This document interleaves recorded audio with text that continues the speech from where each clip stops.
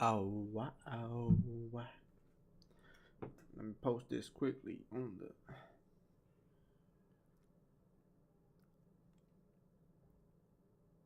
Wait, I got it. Does it do this? Wait a minute. Hey, why is it? Why is the title like that? No. Why is the title?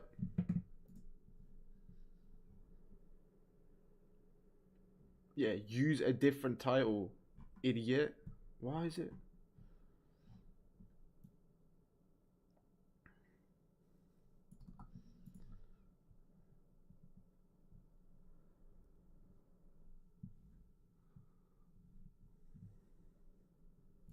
Yeah, don't use the set. Yo, I swear, Twitch annoys me sometimes, bro.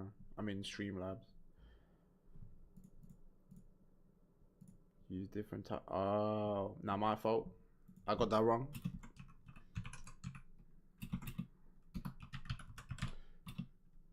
Now we in an infinite loop. Hey, give me a minute, bro.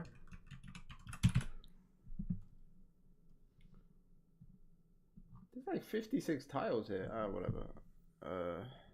Yeah, it's good.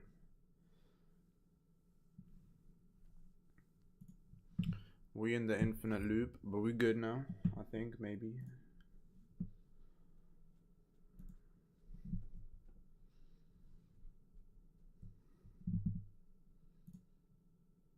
Multi.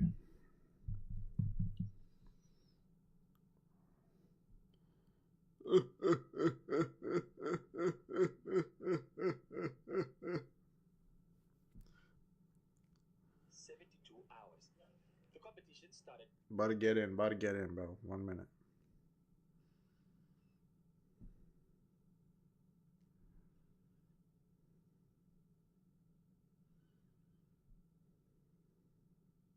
What song is he using?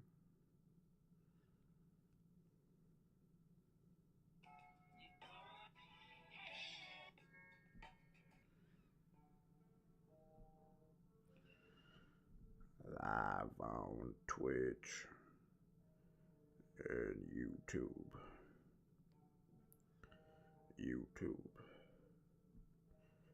Zeddy792. Yeah, I'm live on both of them. I gotta relax, but I'm getting into it. Just like post that. First of all, bro, reacting to watching what is this called again? Wingsuit Fly. I'm not even gonna comment on it, bro. Let me quickly watch the video and then I'll comment on what my thoughts, bro. Cause good one. I have a lot to say about this. Wait, but why my chat not pulling up? Oh, please, sir.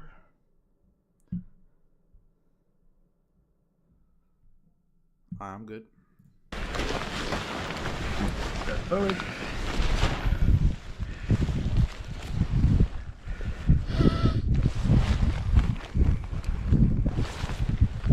Yep. Alright. Hold this 10 seconds. If this was the first time, I was straight in steep line. 5, 3, 2, 1. See ya. Oh hell! I've played steep too many times. And I know what happens here, bro. If you played steep, you know what happens here, bro. This guy thinks this is steep. This ain't steep, bro. Something bad will happen to you.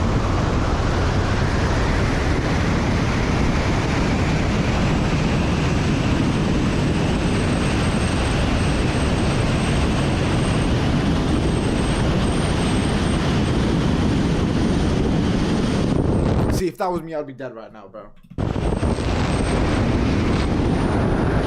is he leaving his aura behind? You see that? Oh, look at that. That's his aura. That's not friendly.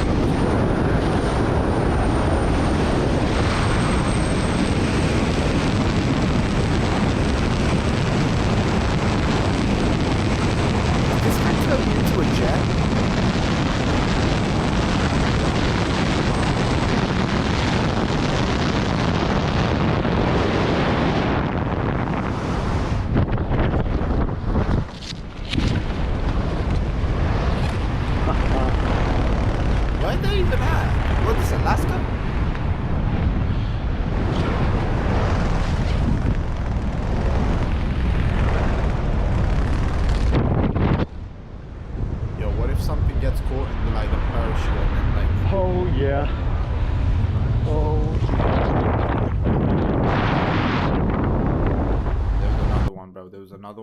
I wanted to watch. It was this one right here. Where is it? Oh yeah. Höhensprung, Mario. Blue sky. You gonna fly from there? You sure there's not like a little long like mountain at the bottom where you can fly from?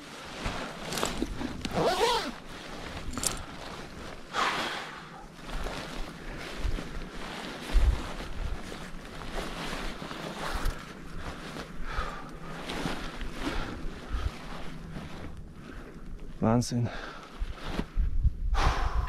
Damn, that looks nice though. This is Switzerland, right?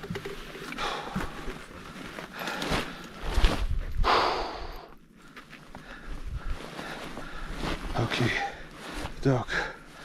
3, 2, 1, 3. Oh hell no, bro. Look how close he is. Oh my god. 2, 1, 3.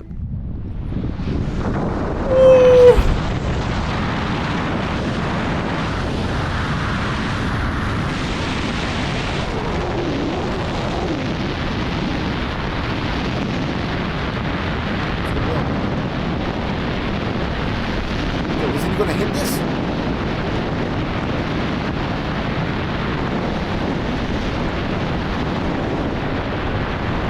Oh wait, he's going. There's no way he's getting over this mountain. He's gonna hit the no left.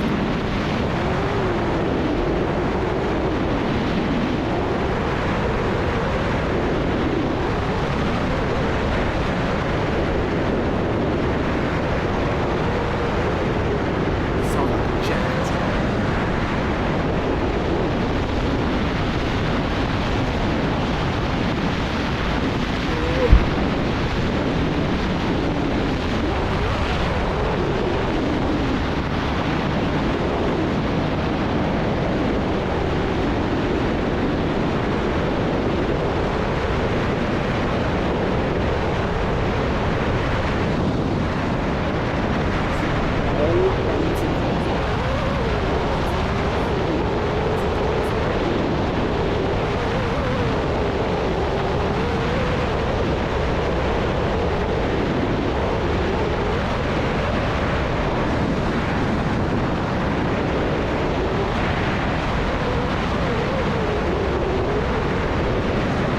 Yo, this guy's crazy. Yo, this guy's crazy. Yo, he doesn't care. Yo, he's gonna get hit.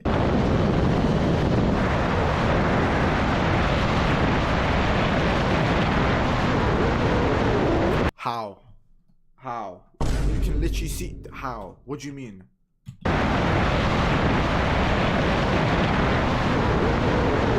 Oh, this guy. How has he not hit that? He literally skimmed right on it. He probably felt it. Yo.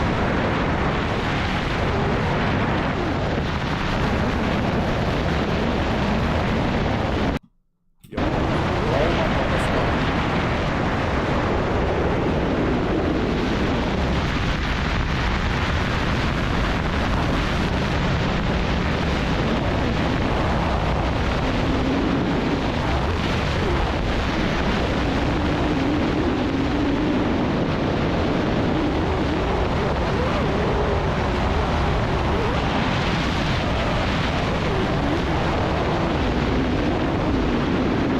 Bro, what if you got like a really itchy nose and you're like you're flying, you're going through, you really got hit, you hit it once, you go down and you're dead, bro.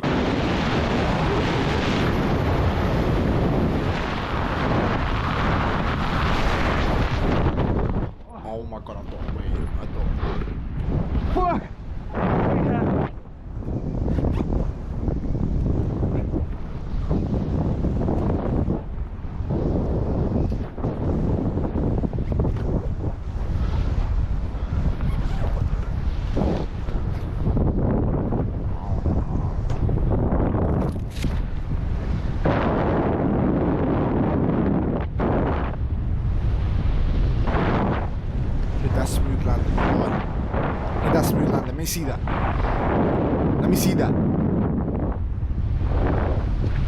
trees.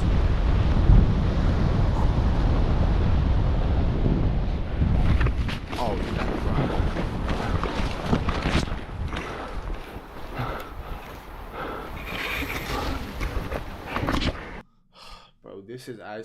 This is as ridiculous as cave diving. Bro. These both are just, these two people, the cave divers and the what's it called, the wingsuit fly people. These both are the same people, bro. They're the same creatures. How are you doing this? They're in the same category, bro. One, do I want to be squished like a burger, or do I want to be turned into a smoothie? Like, bro, is it like take the slow death or the fast death? Like, what is this, bro? I'm like, why are you doing this? Why are you doing this?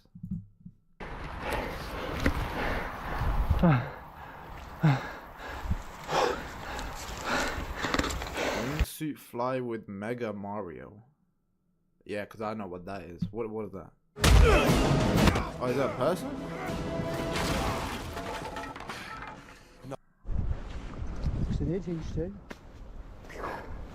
Is that Mega Mario?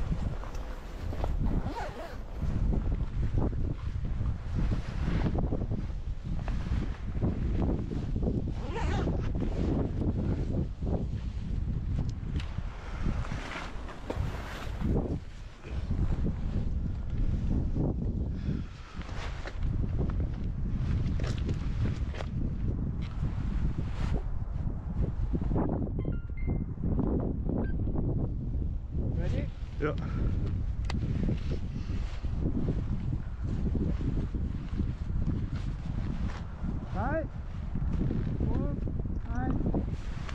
How old is Mega Mario, though? He sounds old.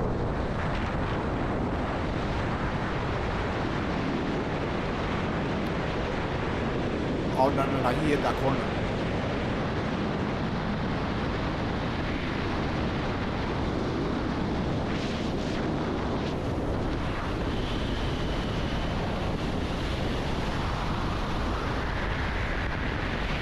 Yo, put this guy against the Eagles, bro. Yo, put this guy against the Eagles. He's in the bro. He's a bird. Yo, him versus an eagle. Any day, I'm going with this guy. You see how smooth he is? This guy is so smooth.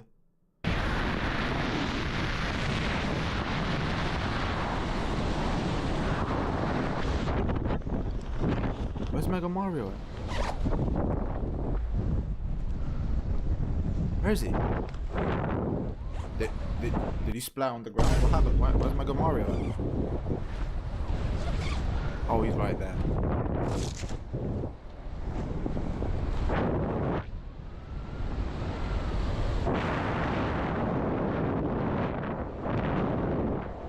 You see, he even landed first. Look how high this guy is compared to Mega Mario. This guy's different, bro. This guy's a different breed.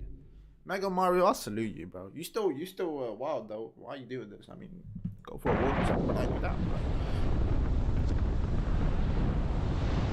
Oh wait, Mega Mario's not even down yet.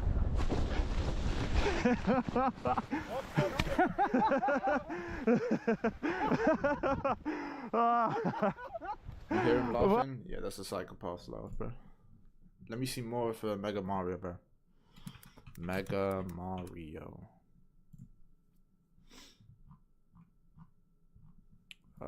Wingsuit.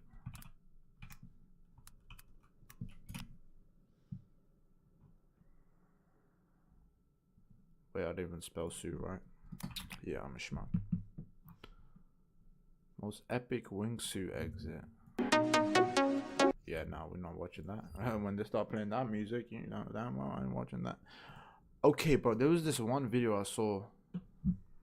Yo, this was crazy when I first found it, bro. Journey to the center of the earth. It took 8 days. It took them 8 days. I lost 10 kg. Now, did it take them 8 days to get in there and get back? That's 16 days, bro. 16 days? Which scientists consider to be the deepest cave in the world. We are even hoping to discover new animal species that have been isolated in this subterranean world for millions of years. What? Did they just say they're gonna discover new insects and like animals and stuff? During this expedition, we are going to cover a distance of almost 5 kilometers, and every one of us will lose 10 kilograms on average. Curiosity.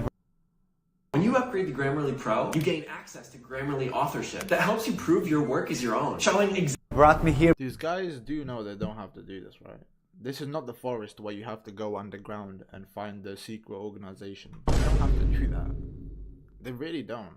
I mean, they're acting like this is the forest or something. They don't have to do this.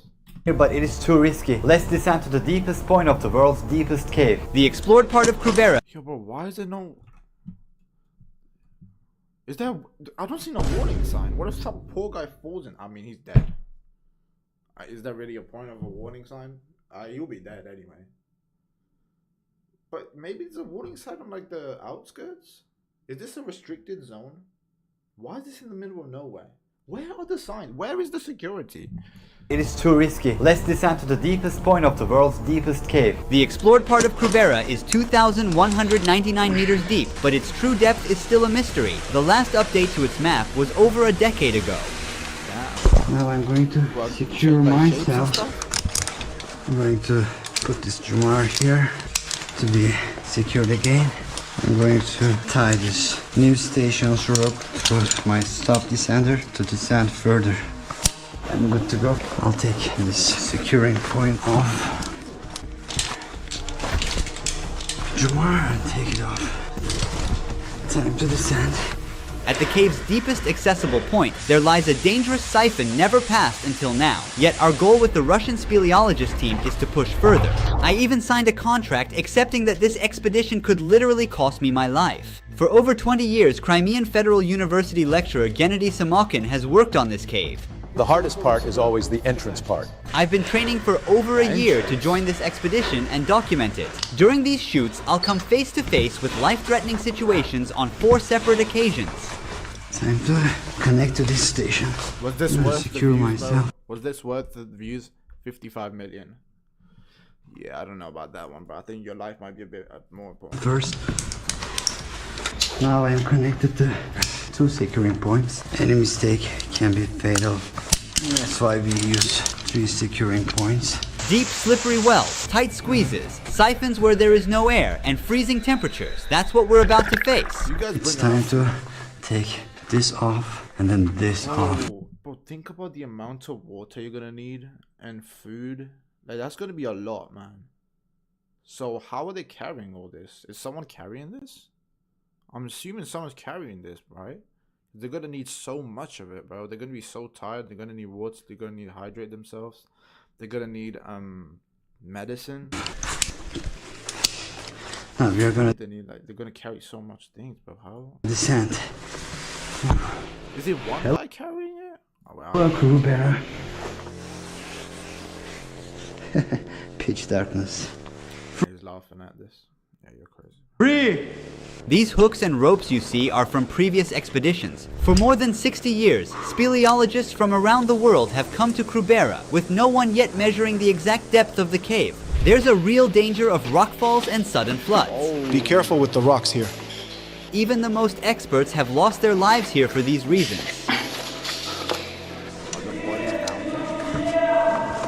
Okay. With the help of NVIDIA Studio and GeForce RTX GPUs, we've brought the first ever detailed 3D map of Krubera Cave to life. More on Bro, you can't trust computers with this one, bro. You actually need evidence. And I don't know about the computers, bro. I don't know. They could mess you up. You might go a different path and get a fight against skinwalkers or something. Who knows? them later, but on this map you can see 5 main camps at different depths of the cave where we'll sleep. The camps are set up in a way that they are only 8-hour moving distance far from each other. We move 8 hours a day, then rest. Just because we're descending one after the other doesn't mean it's only us. We're actually a team of 2 groups, 11 people in total. And right at the beginning, I started to tangle myself. Because of confusion, I forgot to put my stop descender on and carelessly unlocked my most vital securing point. Oh, no. Now I'm relying on the Jumar, the weakest securing point. It works fine as long as I stay upright, but if I squat a bit too much, it fails. I forgot one thing. Hell no. Oh, hell I need to adapt quickly if I want to make it out alive. I'm gonna put my securing point because I forgot to put the sander. Alright. When you're on the rope, it's just you and the rope. You're all alone. Nobody can see the mistakes you could make and really help you. You look good. Oh hell no! I thought he was good here. Then you look at the bottom, there's like a 2,000 feet drop. Oh. This pedal got away from me. I need to put it back on. If I fall from here, I don't think I'm gonna be alive. The average speed of moving through the cave is 100 meters per hour. Our ascending speed and descending speed are the same. We also carry our bags with us in the cave. The temperature is only 3 degrees Celsius, so being here is not different from being inside of a giant fridge. Hey man. Hey, how are you? You feel cold already? Not yet. There. You okay? This is where a sheep met its tragic end, falling from the lush valley above down hundreds of meters into the darkness below. The sheep is under the soil. They covered it because they wanted to prevent the smell. Now we are about to get through a tight squeeze. As its name suggests, you have to make yourself as small as possible and crawl inside. As small as possible. Should I switch to Monday CRM? But do you think I got like powers or something that I can just turn? Let it go. I'll go after it.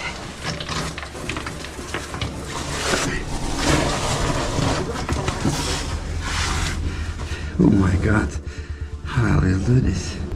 I have to go sideways like this. Krubera Cave is in the Arabica Massif of South Caucasus, 15 kilometers away from Black Sea.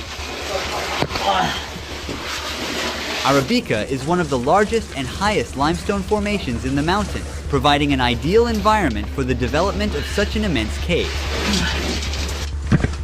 The cave was formed and carved by underground streams and rain, creating both massive, steep wells as well as narrow, long tunnels.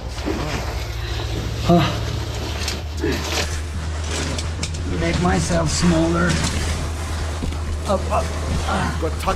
Scientists believe Krubera is 5 million years old and it continues to be shaped even today.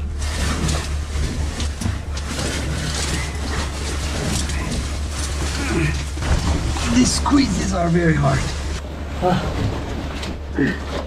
They say don't feel claustrophobia until you get stuck.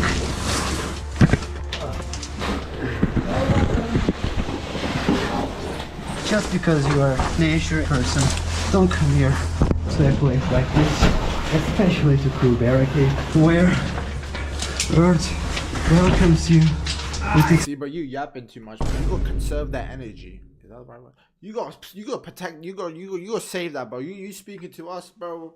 We good, bro. We watching this. You know what I'm saying? Just keep yourself protected, bro. Keep that energy up, man. I know damn well you ain't got enough food. Like, how much food you got for? Like, how many times you guys gonna eat? Once, twice? I assume they're gonna eat at least twice. narrow meanders. Wait, they're traveling for 8 hours. Yeah.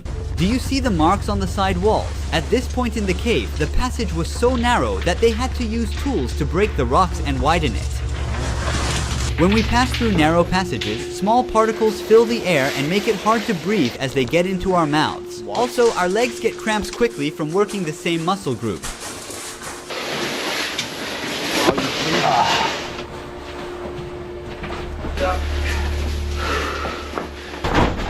It's better if you go slow. Oh, alright. Here you can see the wire. This wire goes for 2,000 meters. Yes. And allows the phone to work. Unfortunately, it's broken somewhere. It was likely damaged by a recent flood. We're completely cut off from the outside world for the next 8 days. We have two possible ways here. Yes. And there is an arrow on the wall that shows the correct way. Hold up. On the wall that shows. Boy, you can barely tell us an arrow. I would just assume it's some sort of coal or something, bro. I would just assume you could just mine coal or something. The correct way.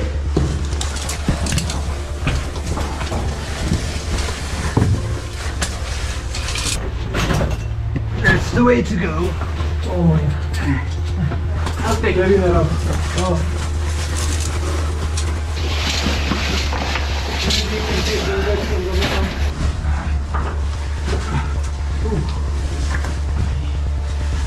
Very nervous, man.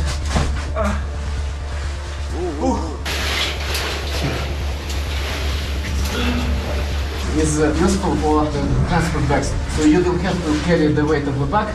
Rope carries it for you. And you move it like this. Yeah. And also use your long stroke to set for safety. Falling through these rocks could injure us. Okay. We have to. Rocks could injure us. Falling through Oh, this guy's. Oh wait, I thought that was his whole knee in there. It's his back. these rocks could injure us. Okay.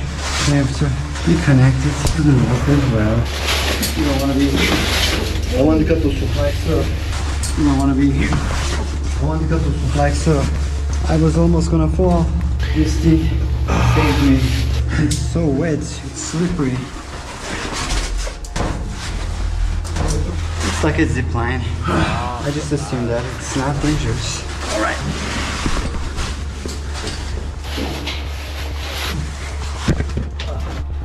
The big well starts. How you feel, Odak? I took the pill, so it's easy now. What type of a pill? A painkiller. It has been a long way. We're about to arrive at the first camp.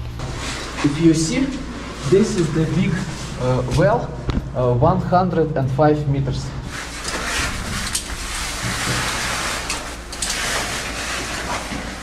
It feels like it's 3 times bigger. Thinking about ascending 2 kilometers back to the surface makes me feel overwhelmed already.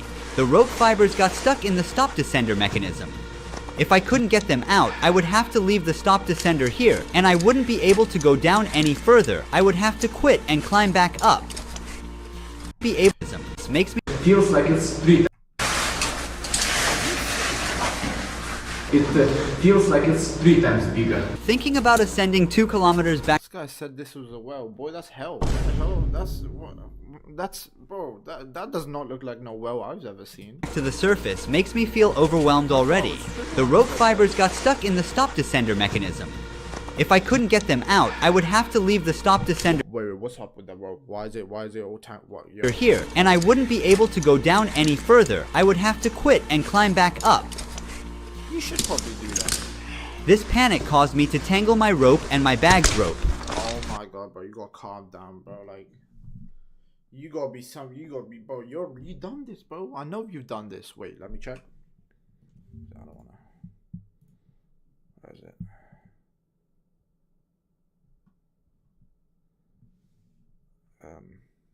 On his channel, it doesn't look like he's done cave diving. Wait, maybe I'm tripping. Oh no, he's done climbing here in the Mad Honey. Damn, he's only like, well, it's the only video he's had. So he's probably had years and years.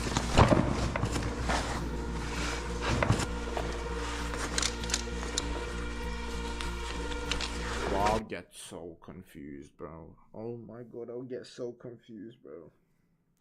Bro, he's like taking all these like ropes, unchaining them, putting them somewhere else, bro. I'll accidentally unchain the one that's carrying me, and then I'll start falling down. Like, I don't know how, bro. I'll be so confused if this was me. 3. Because they could detach it, like We did about 70% of this well. like Which is like how many it's meters? like 5 of them, bro. I'll get confused and just undetach the one I'm on. 80 meters, I guess. This place is really scary now. My headlamp does not even lighten up beyond my shoes. All I can see is endless pitch darkness, which makes me a bit uneasy. At least it helps me stay focused on what's right in front of me. W. It's all about having a little faith. Yeah, I can do this.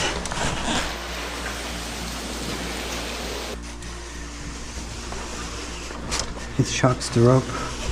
Intense shock loads on the ropes from sudden falls like these can break the rope because of the high tension. It can also seriously damage my spine. Yeah, thank you for telling us. But it doesn't go very smooth.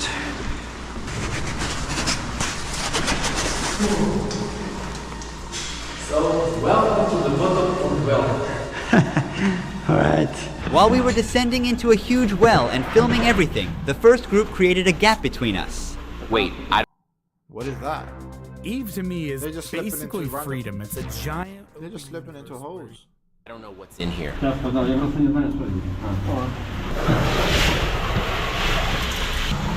But I don't fit here. I'm too large.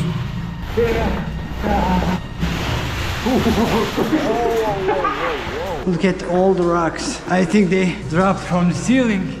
If you camp here, one of these rocks can fall on us. There's a sign here. Yes, it says don't put your mess in here, take your mess to the surface. The mess means, well, before there were flashlights, people used carbide lamps. Waste from all the era lamps. Being the center of interest of speleologists, Krubera has intrigued some daring scientists since the early 20th century. After just 10 hours in the cave, our eyes are bloodshot and our faces are covered with mud. My clothes cling to me, soaked with sweat. We managed to descend another 150 meters more and finally made it to our first camp. We're currently They're 492 feet, but I thought they were at 6k for some reason. I don't know how they would be at 6k. Well, at minus 350 meters from the surface after a solid 12-hour descent, while some of the experienced cavers in the team went straight to camp minus 700. Hurry up, crawl.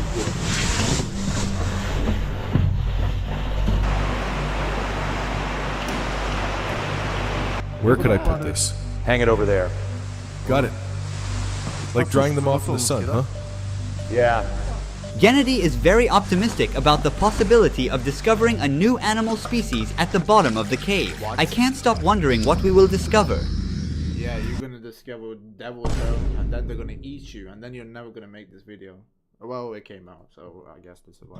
My boot's on fire. Is that your boot? Take this one. We should put the kettle on. Let's warm up the tent first. Then dry our socks. Now, everyone is busy drying out their damp clothes and repairing their gear. We're gonna eat some snacks. It's really cold, especially when we sit down. We can feel more cold from the ground. Change our clothes and we will drink this soup, eat some pasta, and sleep, hopefully not get frozen. Кавказская кухня. Looks good. The most important things are food and fuel for heating, of course.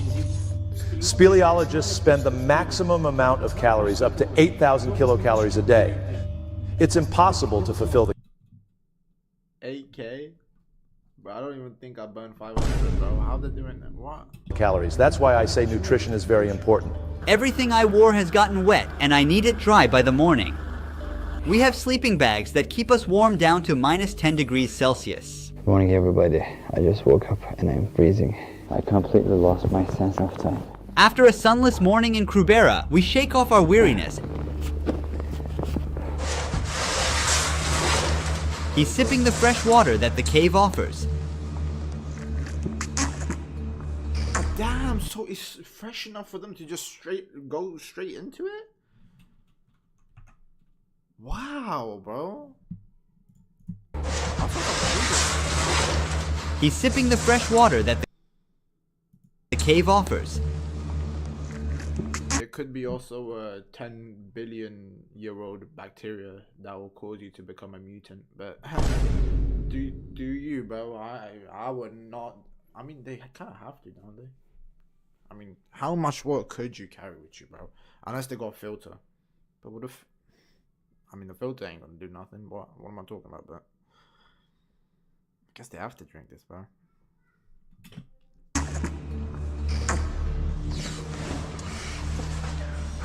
Everybody gears up for the descent. How are you feeling? Better than yesterday, I'm feeling a little more combative.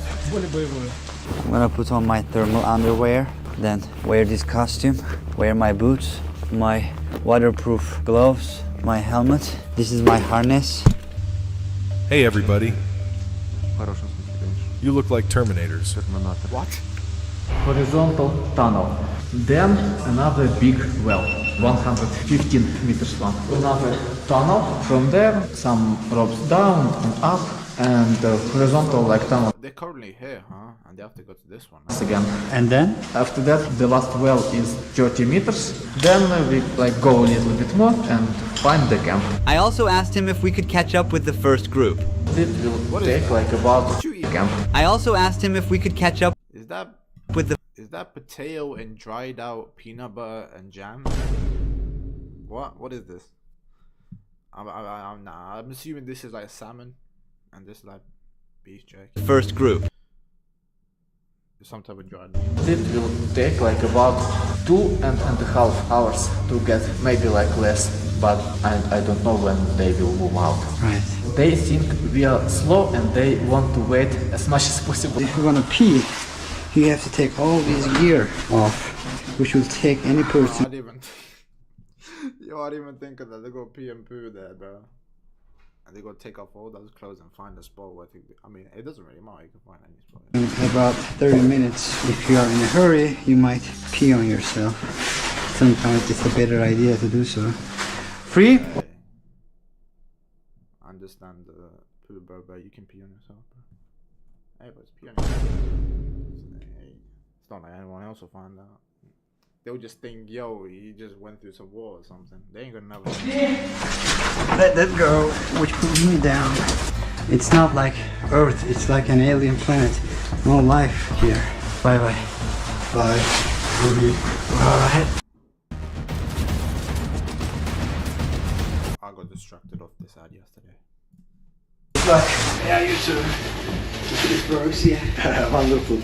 We're completely cut off from the outside world and on our own down here. The camp on the surface has no way of knowing directly if anything goes wrong, so we have to be extra careful. Look, there's water here. They gathered the water from here to the camp. Jump in there. We've been descending for about 6 hours today. We're all pretty wiped. Oh, the rope is wet. From now on, all ropes are wet, and the descender's mechanism doesn't slide easily on wet ropes, causing risky shock loads each time. Breathe. Another tunnel, huh? He is shaking from the cold. I asked for another break.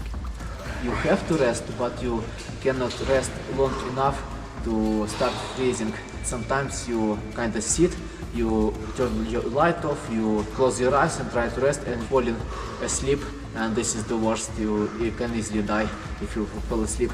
So no matter how hard it is, how difficult it is, you just have to push yourself. So we've decided to rest at camp -700. Bro, if you sleep down there, bro, you're gonna freeze, bro. You're gonna freeze to death. Before pushing to camp -1400. Here is our home for tonight. It looks like everyone has gone ahead already. Our guide is going to prepare some lunch, dinner, whatever it is. I don't know what time it is. My brain is so tired. More tired than my muscles. We're close to camp -1400. Before entering the -1400 camp, speleologists created a makeshift water tap using an empty bottle. The group ahead has also reached their new campsite at -1400. Why are you pointing at the tent? It's going to fly off your hand. You guys are laughing. Yo, bro, you... What the hell's wrong with you? What the hell? Hello, dear friends. We hope everybody is alive and well. We hope you haven't lost your team spirit. We believe that you will succeed, and you will be able to find something beautiful for this underground world. We look forward to seeing you soon. With our love, your friends. There's nothing like a cold cave shower under a waterfall to wash off the mud, sweat, and exhaustion after days of exploring. The water's not that cold. You feel warmer if you get used to it. All right. After a rough sleep, some are stretching their tired muscles, others are putting on their gear. Everyone is getting ready to dive further into the depths of Krubera. His knee pads are torn. He will stitch up new ones.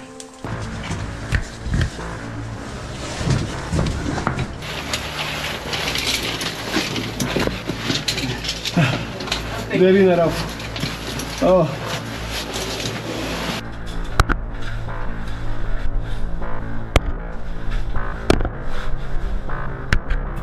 guy going insane? Is he okay? I understand he's been here for God knows how long, but bro, you have to keep your mind straight, bro. Don't think about the cave. Well, you can't think about it, but bro, relax. You're good. Everybody, let's keep going. This is the right way.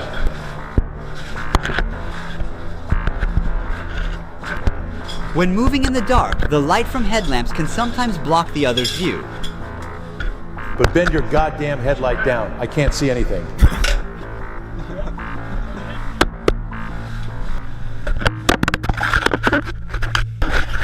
That's enough. I hate this camera. While I was waiting to descend, my headlamp battery ran out. Oh, my battery's finished. There's no light. We're watching Journey to the Center of the Earth. Pixel, it took these guys 8 days, bro. 8 days to get to the center of the... Well, they're saying this is the center of the Earth, but it's taken them 8 days, bro. Luckily, I had spare batteries in my pocket. And they might potentially find a new species of animal or something. That's what he's saying, bro. I'm watching, you know. I'm figuring At the very out. bottom of the cave, we did a topographic survey, and we recorded everything with the camera. As we go deeper into Krubera, I wonder how the animals have evolved here in the darkness. So far, I haven't crossed with any creature. But it makes me think where there's water, there's a chance for life to exist. Cave is so wet now. They got like different camps. So like at 300 feet like below, they go a camp. 700 feet, they go a camp. Camp, and there's all these different camps, bro. Okay, your biological clock is always off. Without clock, automatically switch to 40 hours a day. 40 hours daytime. Yes, so they like awake for 20 something and sleeping for 16 like something. We've reached the halfway point of Krubera Cave, but we still need to descend another 200 meters to get to the next camp. The cold, tiredness, and being always under artificial light are starting to affect my performance and leading me to make fatal mistakes. At this point, when I was 50 meters above the rocky ground, I accidentally unlocked my last securing point and realized I had to hang solely by the strength of my muscles.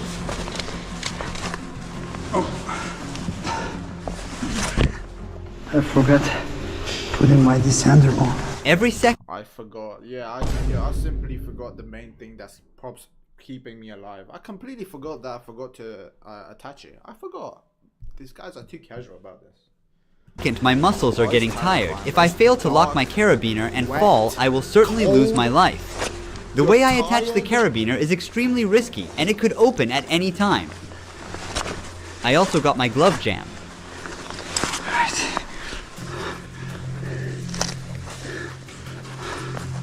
It's not looking good.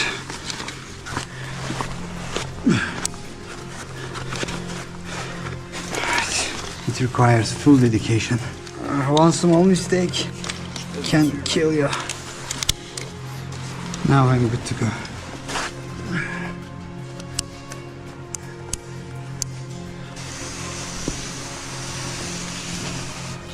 Gotcha. This is the rope I want to be on. Just a couple of minutes later, I almost unlocked my last securing point for the second time. I opened the carabiner. What? To be fair, that's the only ad that's been here, I think. Fortunately, I realized my mistake. That's not good. Another mistake. I need to put my sander first. My eyes feel heavy in constant darkness, and my brain feels like it's collapsing under the weight of fatigue. Hey guys, it's really tough. It's not easy as it looks. We got banned again. I was watching this video, and I was watching this. It was called a sleeping competition. So whoever could fall asleep the first. Wait, what was it? Whoever falls asleep first wins, and the other contestant, they could use like distractions and stuff. And out of nowhere, one of the contestants pulled out a picture of them naked. So I never saw that coming, because who does that? No one does that. But that guy pulled out a picture of him naked, and I got banned. Until Tuesday. It wasn't as bad. Who does that though, bro? Why are you putting out a picture of you? Oh my god. Like, what are you doing? There are underwater currents that block the way. Siphons are basically passages that are flooded with underground rivers. Well, everybody, let's go and take a dip.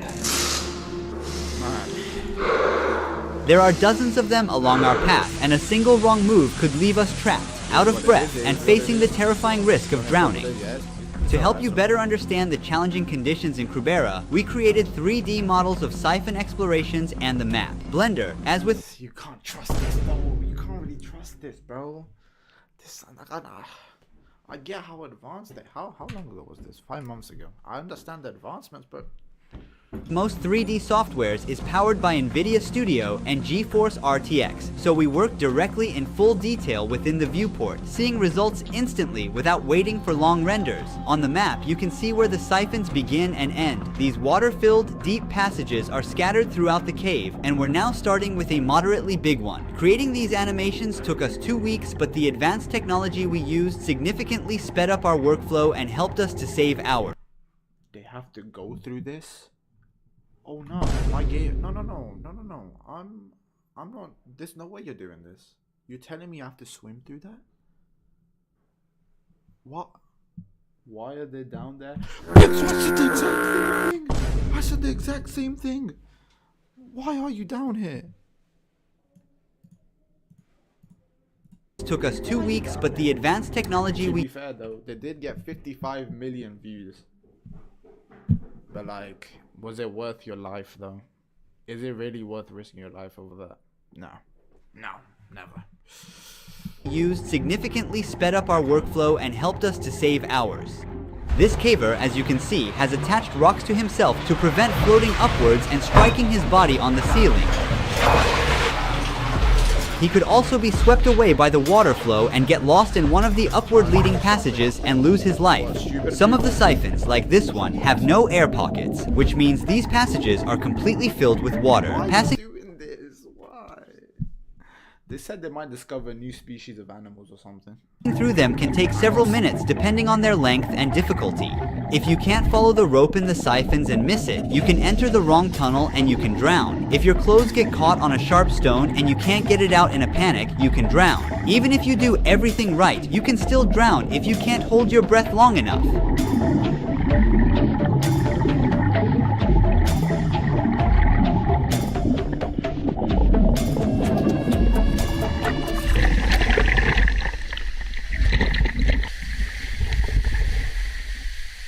They made it on the other side.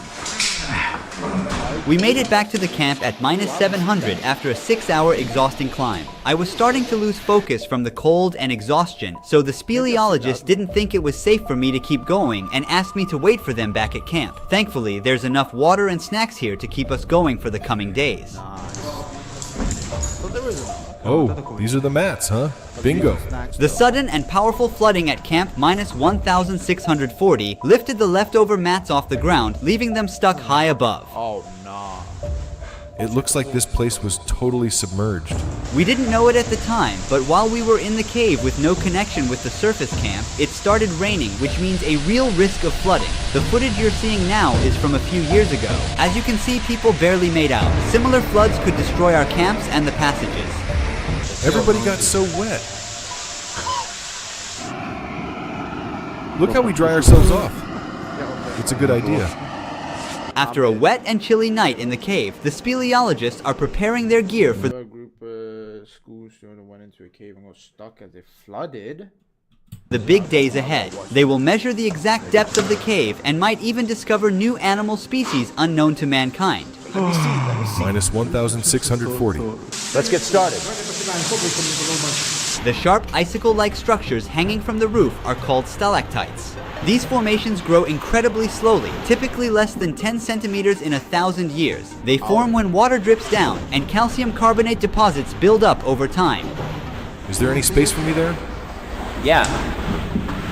The team is extra careful to avoid damaging them.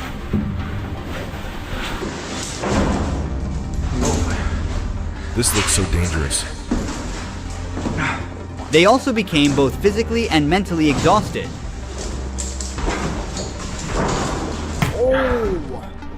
It is too low. It needs to be higher. We will hang out more laundry. Finally, they made it to camp minus 1,960, which is the last and the most uncomfortable camp due to its limited space. Is it okay if I pee on you? What? The team was unable to even stand up properly the entire time they were in this small gallery.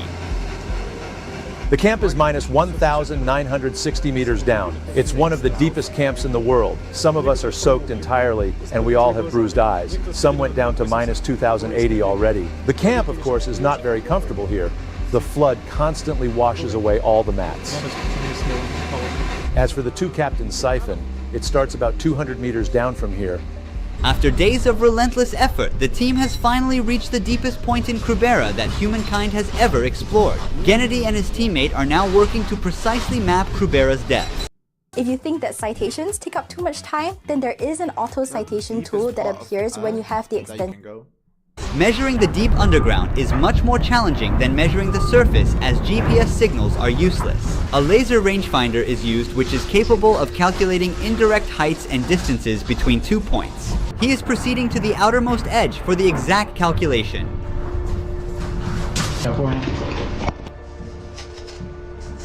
The device has a special compass board and is used with a plastic battery instead of a regular one to reduce magnetic errors.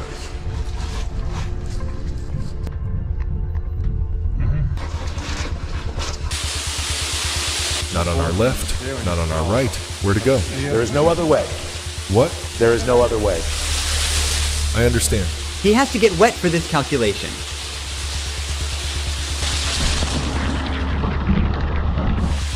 Okay.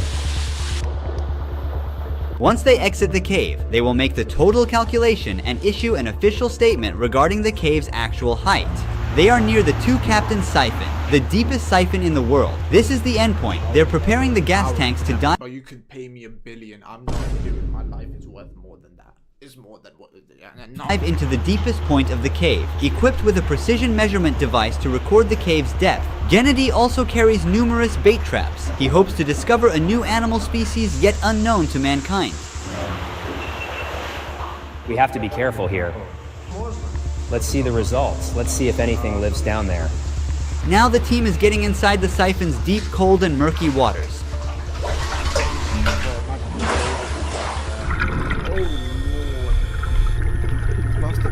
They have already marked some parts of the two captains' siphon during their previous expeditions, but they have had difficulty discovering it entirely. There are sections that have remained a mystery, but now their secrets are about to be unveiled.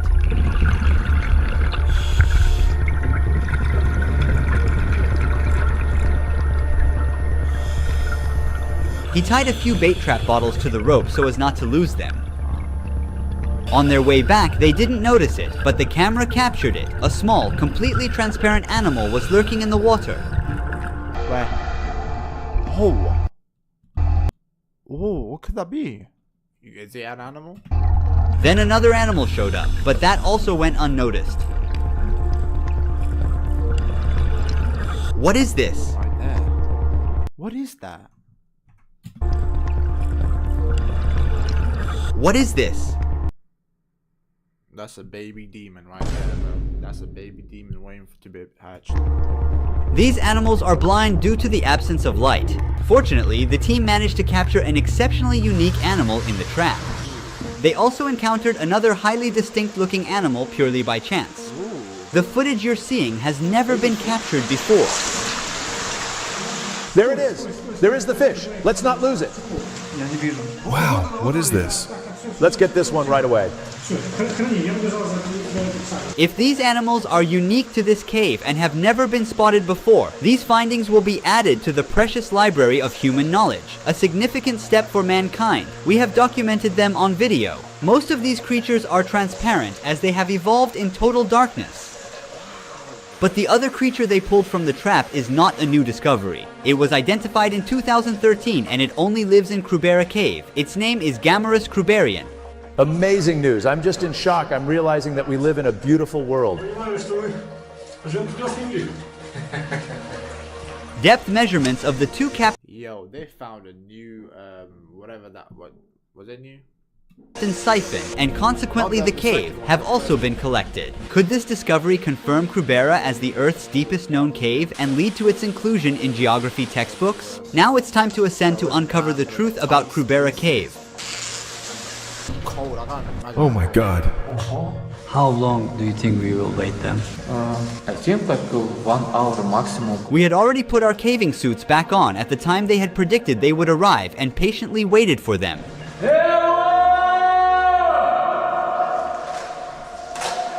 Yeah, I hear them.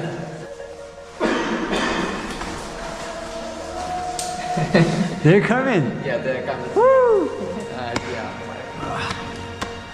We're getting ready to ascend back up 700 meters in 24 hours. The ascent is both the hardest part of a caving journey and the stage where most life losses occur. This phase demands not only significant physical effort, but also sustained focus and precise execution.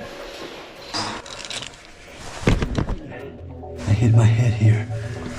Insects started to appear.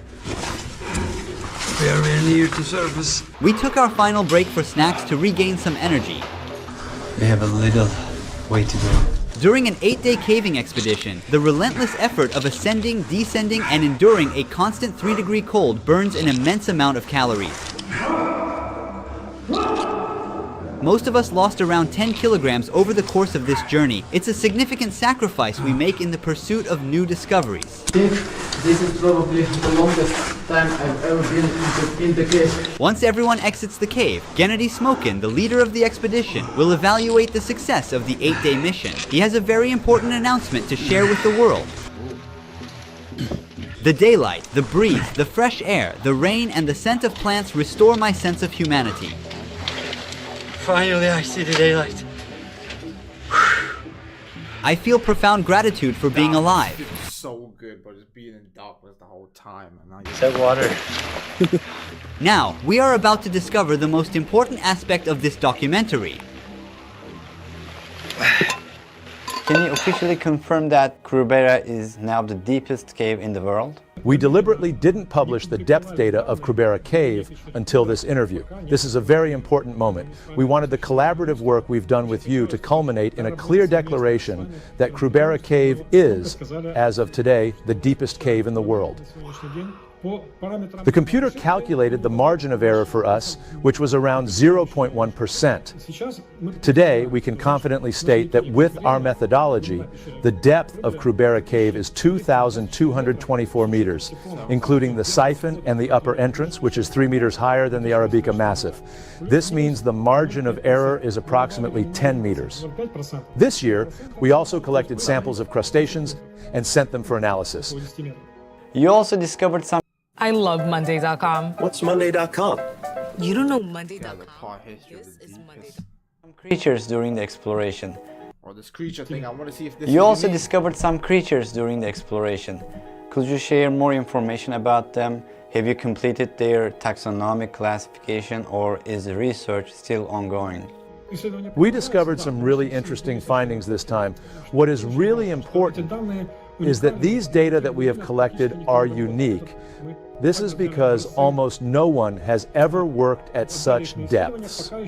But their exact species identification is not yet determined.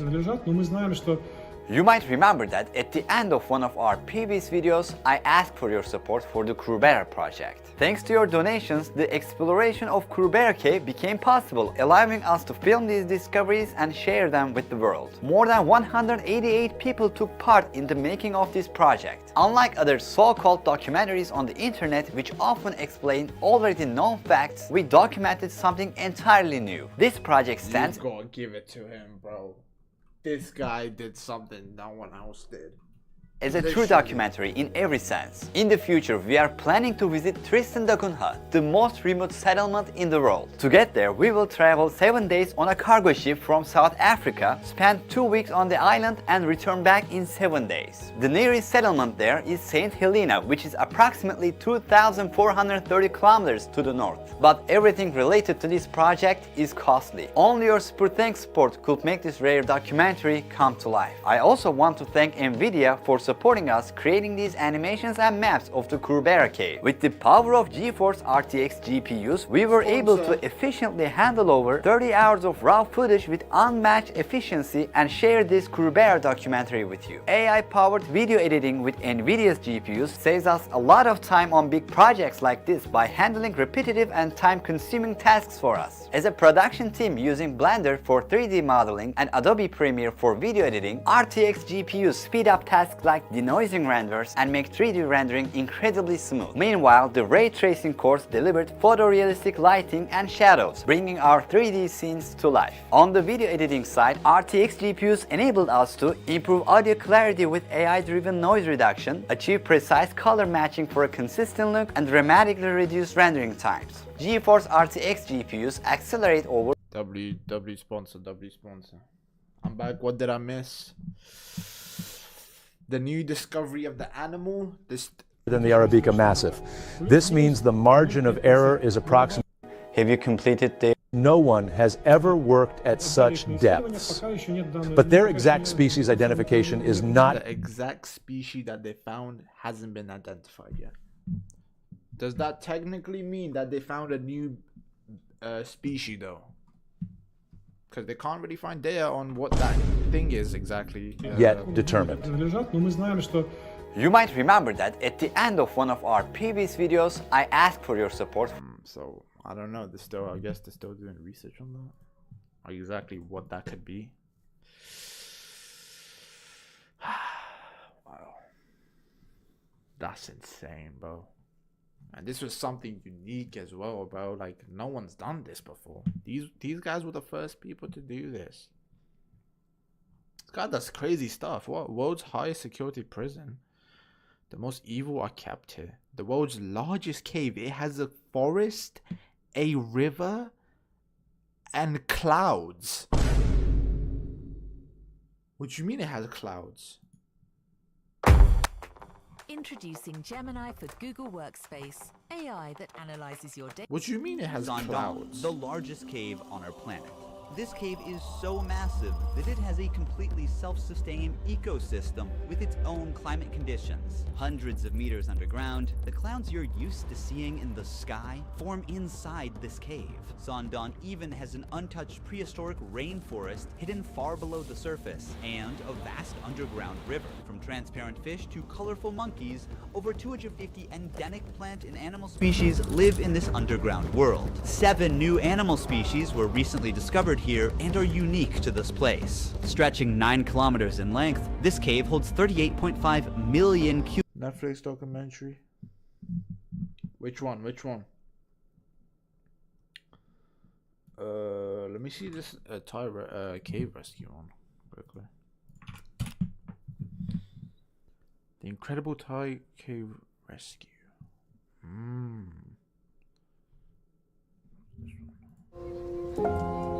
On June 23, 2018, the boys of the Wild Boys Football Club set out for training as usual. They were a football team of 11 to 16-year-old boys with a coach and an assistant coach. What the hell is a football team doing in a cave? What is a football team doing in a cave?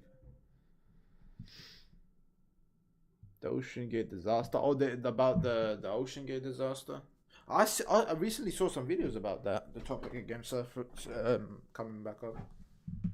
Training went on as usual, and the head coach said goodbye to his players and got ready for the older team's upcoming game, putting his phone to the side.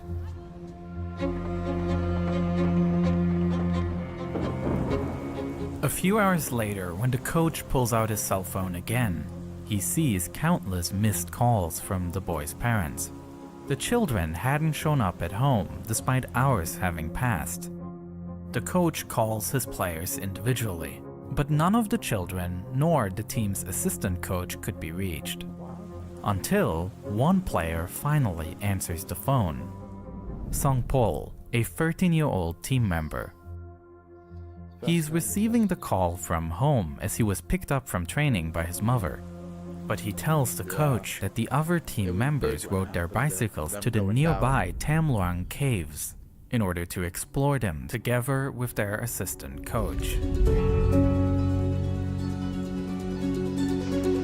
the coach heads straight to the caves. But when he gets there, he makes a terrifying discovery. At the cave entrance, the coach finds the kids' abandoned bicycles, which means that the team is still inside the cave. Only now, a rapid stream of water flows through the cave entrance, creating a life-threatening situation. Oh no. The heavy rain had started just when the boys were inside, and if they are still alive, they are now trapped. Thai police officers find backpacks and other items left behind by the boys. However, apart from the cave entrance, it was not possible to search deeper inside, as the water level was so high that it blocked further access. That is a very unfortunate day to be in there, bro. Game. Very, very unfortunate ตั้ง day. แต่เมื่อวานนะครับท่านผู้ชมครับตอนเย็นๆทั้ง13คนหายตัวไปหลังจากเข้าไปเที่ยวในถ้ำหลวงขุนน้ำนางนอน In addition to local authorities, special divers from the Thai Navy SEALs are called to the Chiang Rai region, where a crisis management team is set up to coordinate a rescue of the team. Also, a British civilian approaches Thai authorities, offering his help. The man's name is Vern Unsworth, an experienced caver who lives in the area and has a good understanding of the Tham Luang cave system, having been the one who has been exploring and mapping this cave for years. Tham Luang is said to be the 4th longest cave in Thailand, and just over a kilometer past the entrance, this cave splits into 2 paths at a T-section. From here, the entire cave extends over 10 kilometers deep, and the kids, if they were still alive, would most likely be further inside on a higher elevated section. The fact that Unsworth was there was a stroke of luck. He connected Thai authorities with the British Cave Rescue Council and enabled cave divers John Volanton and Rick Stanton to fly in and join the search efforts. John and Rick were longtime dive buddies with a great deal of trust between them, as they have performed a large number of rescue and body recovery missions together. Out of the breaking news overseas, 12 players and their coach missing. We don't know how far they have gone. With new experts arriving every day, there are growing fears that it might already be too late before specialized cave divers can really get started. If the boys were still alive, they would probably have run out of food. After all, they had only planned to spend about an hour in the cave. Meanwhile, heavy rainfall leads to rising water levels inside the cave, and instead of progress, the Thai Navy SEALs were now even less able to advance inside. And when the British cave divers showed up, there was a certain skepticism as to what these older men could contribute that Navy SEALs couldn't. Bro, come on, as far as I know, there's no like theatre of war inside a cave, so they've never ever been in a cave in their lives. So of course they haven't got those sort of spatial skills to navigating one, which we've honed over all those years. For John, cave diving is a passion, and yet also a hobby. Oh, hell no. Full-time, he works as an IT consultant, and Rick Stanton is a former firefighter. But while the two civilians lack athletic or military understanding, they have a special skill set that is perfectly suited for the conditions here. Although they are only civilians, they are the absolute experts when it comes to cave diving. And getting through the cave here requires many different skills, because while large parts are flooded, there are also passages where you can walk through the cave. And at other places, some climbing is necessary. Tham Luang had very poor visibility, so in lots of places you literally couldn't see your hand in front of your face and you had to almost feel your way along. Sometimes I just headed into the current because I simply couldn't see where I was going. I couldn't see any walls and so on. Rick and John are working their way through the deep cave system step by step, placing guidelines along the way. This first dive through the cave is particularly challenging because they have to swim against the water current. There was a really strong current. You probably couldn't swim against it for long distance, so we were on the floor with our hands in the sand, pulling ourselves along. That was the only way to make progress. Once Rick and John placed guidelines in a section, other divers could partially pull themselves along, and orientation was made a lot easier, though still a challenge. The diver's target is a section called Pattaya Beach, which is a large chamber that is located at higher elevation and could offer protection from the floodwaters. Perhaps this is where the boys went. But before advancing this far, John and Rick have to interrupt their search. The rain kept getting heavier, and as they thought, this might ultimately determine the fate of the boys. Considering the conditions, Rick and John have to pause. Without him, I don't think this was going to be a successful mission, bro, without these three. Pause their dives. Nonetheless, no thought was given to surrender amidst the Thai Navy SEALs who were working around the clock to do anything that would help reduce the water levels. In addition, countless volunteers are joining the search, such as Saman Kunan, a former Navy SEAL himself, and an experienced diver who joined to help. See, because what's it called? The guy at the start, he's the one that's been mapping this whole place. The SEALs set up a permanent camp inside the cave at Chamber 3. This larger cavern provided enough unflooded space to permanently station equipment, air tanks, and divers. Even amidst a bleak situation, they tried everything they could to divert rivers, find new cave entrances, and use pumping stations to force as much water out of the cave as possible. No sign of life from 12 boys and their soccer coach. The boys have now been missing for 72 hours. Locals are holding out hope that they're still alive. Driven by the enthusiasm of the local search teams and considering the slightly improved weather situation, the British volunteers began to join the help again, embarking on their longest dive into the cave system so far, with the goal of finally reaching Pattaya Beach.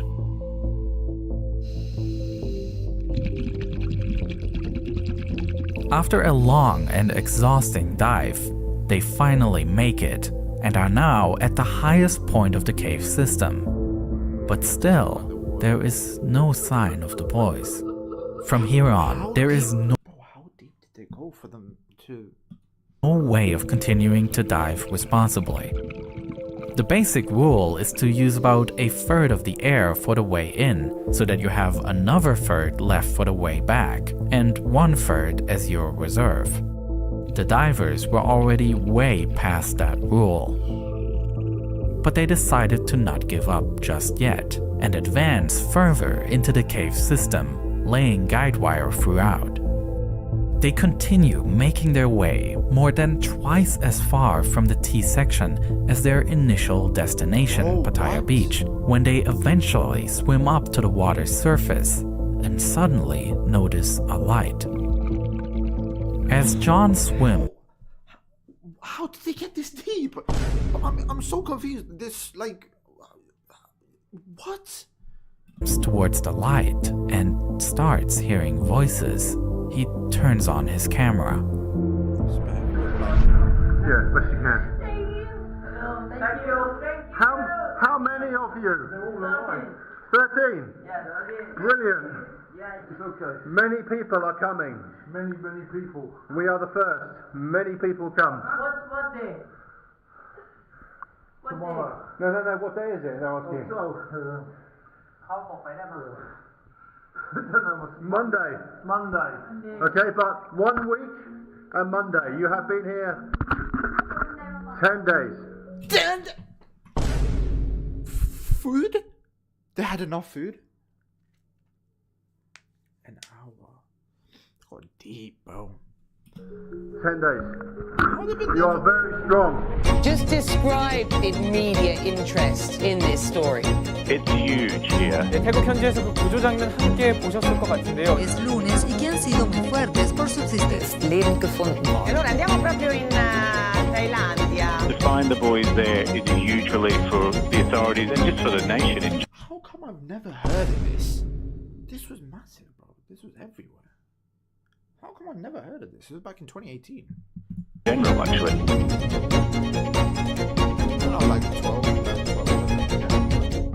The following day, 3 Thai Navy SEALs dived to the team to stay with them for the remaining time. As enthusiastic as the world reacted to the boys being found, those involved in the rescue knew that finding the boys is the easy part. But no one had any idea how to get them out of the cave. Snacks, I assume. So the plan for now is this. They are trying to furiously pump as much water out of this cave as possible. Elon Musk built a kid-sized submarine after the rescue team rejected his offer, claiming that a rigid craft couldn't negotiate the sinuous cave tunnels. The Tesla boss lashed out on Twitter. What? In previous cave rescues, drilling has been used as a way to get people out. And the final option is to leave the group inside the cave until around mid-October, when the monsoon season finally ends. On one hand, there was the option to teach the boys how to dive. Oh, bro. They could practice short dives with instructors in their cave until they are ready. This is gonna take a long time. How long did this take? To take on the long, difficult journey out. Option 2 was to rescue the team using an emergency elevator in a newly drilled shaft, somewhat similar to the 2010 rescue of miners in Chile. Finally, there was also the option to simply wait until the rainy season is over. Yeah, let's not do option 3, because that's gonna, I mean, they will survive. I assume they're getting food, but it's cold down there though. I mean, they're getting clothes and everything, but yeah, let's get option 3 out of the way, bro. As long as they are trapped, the team would be provided with food and would be able to walk out of the cave once the water level went down. While to outsiders it appeared as though there are many difficult options to choose from, the rescuers on site came to the realization that it was even worse, that none of these options was realistic. Teaching the kids to dive in this extreme environment is not. They're already traumatized. I doubt they're gonna have the energy, the mindset to learn diving. And think about how deep they are, bro. There's no way. Possible. Not only are some of the boys. Oh, look at them! That kid in the back looks like he's under the age of 10. There's no way they can't do this. Unable to. The parents, bro. The time between them finding them, the parents. I can't even imagine the feeling, bro. Swim. They are also exhausted and You see, bro, that kid. He looks under the age of 10, bro. There's no way you couldn't do this. You couldn't. Tired from days of no proper sleep. In addition, the path through the narrow, dark cave has nothing to do with recreational scuba diving, and a panic attack would mean certain death. Drilling a shaft was also completely unrealistic. In the case of the miners in Chile, it took about 7 weeks after their discovery before they could be freed. The situation in the Thai cave was not much better. The team was almost a kilometer underground, and in between there was mostly solid rock that is difficult to drill through. And even if this approach was used, it's unclear how to exactly determine the location of the boys, so that the borehole perfectly lines up with their chamber. Lastly, waiting until the end of rainy season is also doomed to fail. The oxygen level in the chamber is already in a dangerous range that is not survivable for a sustained time. And it would these kids are strong. Range that is not survivable for a this guy's laughing, the rest of them. So in a dangerous range that is not survivable for a sustained time. And it was still only the beginning of the rainy season, which lasts until November. The team might have had to hold out for more than 4 months, during which increasing rain could endanger the safe spot they How did they get out? Oh, damn. were in. What did they do? The rescuers were out of options. On top of that, word of a tragic new development made rounds. What, more water? Waking up to this news this morning, the man who died was young, he was fit, he was a former Navy SEAL, and I think it really just underlines how dangerous this cave is. Saman Kunan, the retired Navy SEAL who volunteered to help, had died. A painful loss and a reminder of just how dangerous this entire operation is. Saman Kunan died from lack of oxygen, his dive partner finding him unconscious in the water.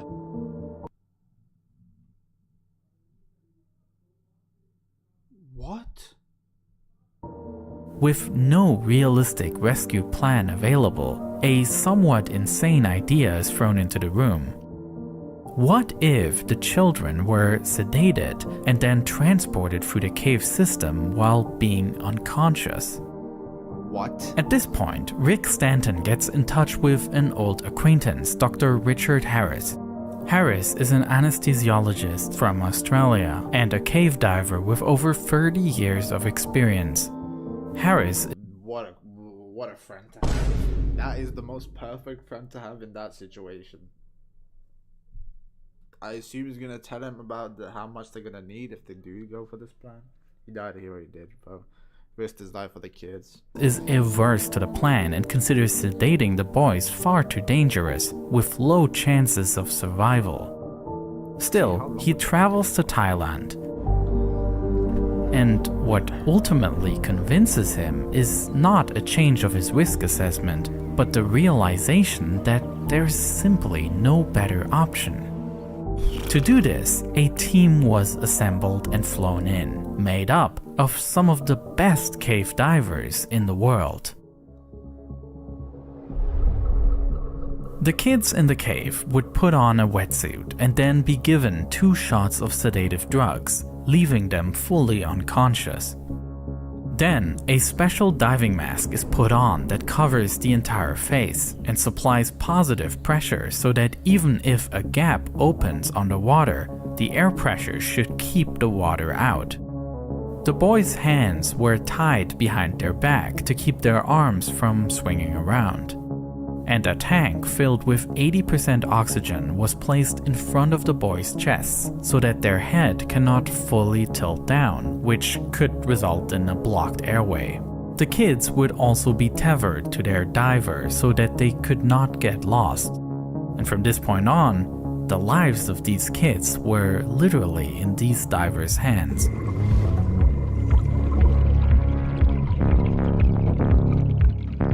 If anything had happened to the mask that was keeping their face dry, if it had been knocked in any way, then the child would unquestionably have drowned. For longer intermediate segments in which the cave can be crossed on foot, the boys were taken onto a stretcher and transported towards the next diving segment. The drugs given to the kids are not enough for the whole journey, and the diver has to administer a new drug to the child with a pre-made syringe.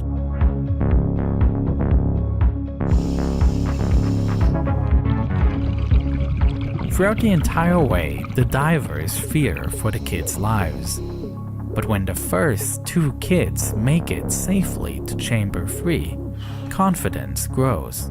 It appears as though this insane plan is actually working. From here on out, the water had at this point successfully been drained, and the Navy SEALs, together with countless volunteers, transported the boys in stretchers through the remaining rocky terrain. Reports from northern Thailand say at least 4 boys have been brought out. We've got live pictures here. You can see the helicopter blades. And ambulances. Yes, ambulances, we saw those. On the first day, 4 boys were successfully rescued. And the following day, another 4 kids were saved. On the 3rd and last day, the plan was to rescue the last 4 boys and the assistant coach.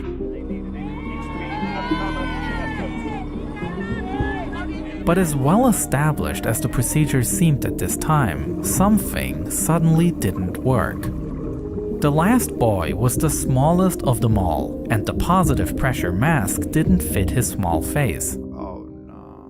No matter how tight the divers pressed the mask against the face, it didn't form a watertight seal. The divers were forced to try another mask, which they had taken with them but had hoped that they would never need it. It is a small children's mask, more suited for recreational use. And even this one barely fits the face and keeps slipping off. But the divers secure it as good as possible, and then hope for the best.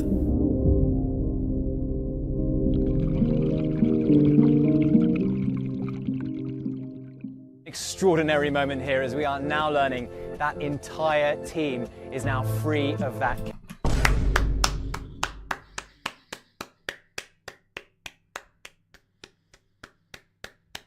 Bro, do you know how much... This is insane. Normally, I thought they were going to lose at least a life, man, unfortunately. But they saved all of them. How? Cave. The rescue operation was tense until the very last second. But now it was done. All the children and the assistant coach were saved, a success greater than even the divers had expected. Although not without a prize. A Thai Navy SEAL contracted a blood infection during the rescue operation. Well, someone did. Bairud Pakbara was a petty officer first class who had struggled with health problems ever since the operation. 1 year after the rescue, he passed away. With that, 2 Thai Navy SEALs gave their lives to save the football team. They represent the relentless effort that these Thai Navy SEALs put into the mission.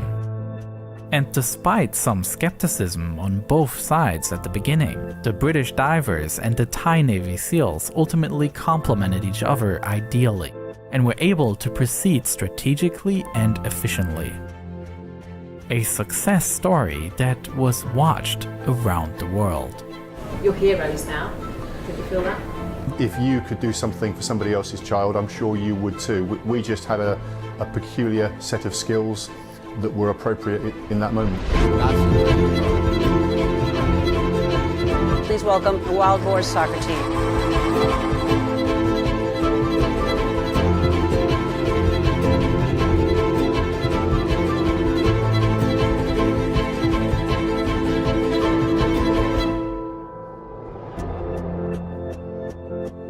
Oh, they got a statue.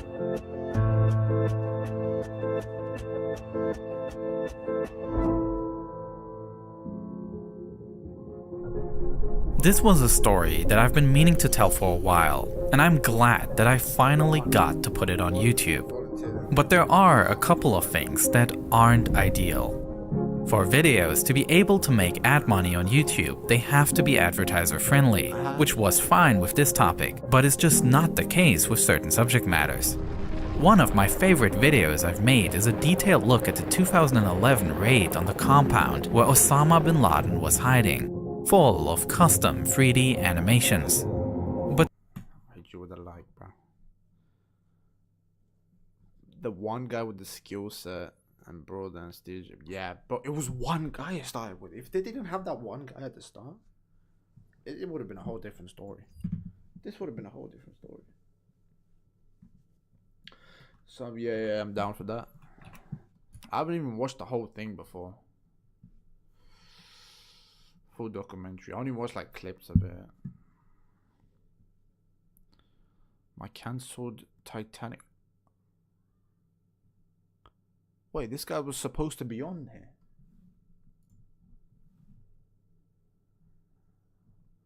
Well, I'll watch the trailer quickly.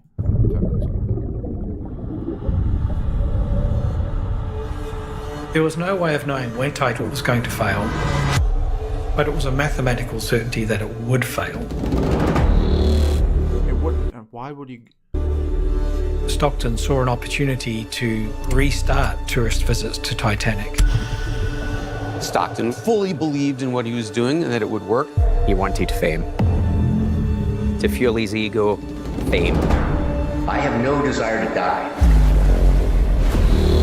I understand this kind of risk. Bro, you know what the worst part was? They used a controller. Bro, they used like this Logitech controller. Why are they using a Logitech controller? Logitech, as in like the company that makes gaming peripherals and like mouses. Are you serious? Oh, what? This kind of risk. I thought Stockton was a borderline psychopath. How do you manage a person like that who owns the company? This is one of the safest things I will ever do. Nobody spoke up. He would ruin somebody's life. Stockton said Bonnie is going to be our next lead pilot. Are you? Bro, this is a. Are you? It's a PlayStation controller.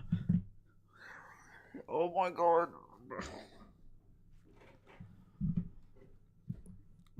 You nuts? I'm an accountant.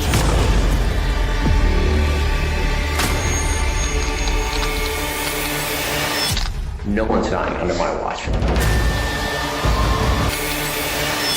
No one's dying under these guys? my watch.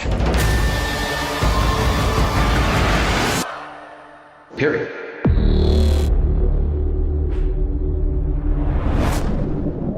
June 11th. Oh, 10 days.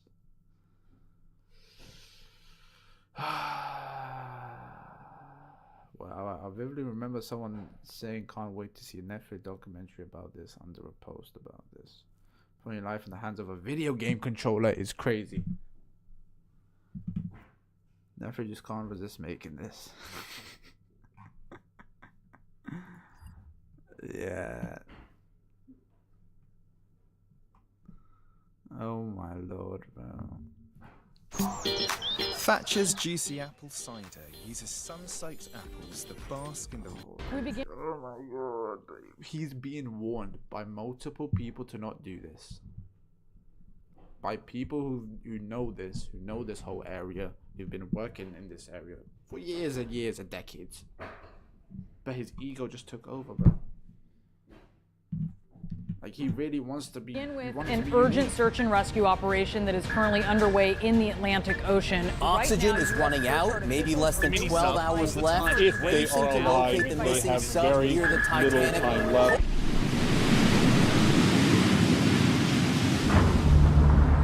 Where's this by? 7 News Australia. 7 News Australia. Nobody had ever made a carbon fiber pressure hull for that depth before. It has a very unique design, so it certainly when you see it, it's a fairly striking craft. Everyone's got different opinions on how subs should be designed, how dives should be conducted. The question here is that, do we expose civilians to this type of risk? There was a lot of concern about this outfit and this sub. And yeah, he invited like just civilians to do this. Was there no testing? Our apprehension is there was a burning thing when they found out the news that they died, bro, it was crazy. Everyone was just. My name is Will Conan. I'm the CEO of Hydrospace Group in California, and I'm also the executive director of the World Submarine Organization and the Submarine Committee at the Marine Technology Society. We've been building submarines here in California since 1995, so we're coming on almost 30 years. My name is Stephen Williams. I'm a professor of marine robotics at the University of Sydney. I've been working in marine robotics for about 25 years. There are today in the neighborhood of just short of 200 submersibles that are active. The industry is around 60 years old. The first submersibles were built in 1960 to 65. And the best estimate from our database at the moment is that the world has built around 500 submersibles in the last 50 years. 500? It is an international community. Every country has people that have the same endeavor to go and explore. There are currently 9 submersibles in the world. that makes will so go to the depth of the Titanic, which is 4,000 meters or deeper. We can distinguish between scientific expeditions where there's a purpose to go and discover new environments, to map parts of the ocean, to understand life in the oceans, and the more tourist-focused market, which is, it's got to be said, is sort of a nascent thing that people are starting to have interest in. And we can also distinguish between the vehicles that you put people in and remotely operated or autonomous vehicles that are operated without people on board. I think we're seeing an increasing interest in sort of people going into these extreme environments. We're seeing the same thing in sort of the advent of space tourism. People are interested in this, so it's sort of a changing environment.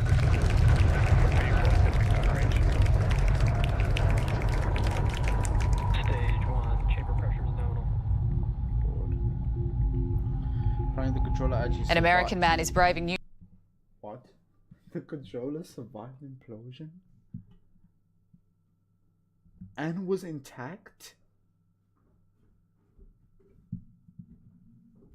New depths in subaquatic tourism, heading to the bottom of the ocean to explore one of the most famous shipwrecks. In a weird way, that's kind of evil, because the thing was it the controller that kind of started it all? Or was it just them? No, it was actually that thing that was a chamber, the actual main body, but history.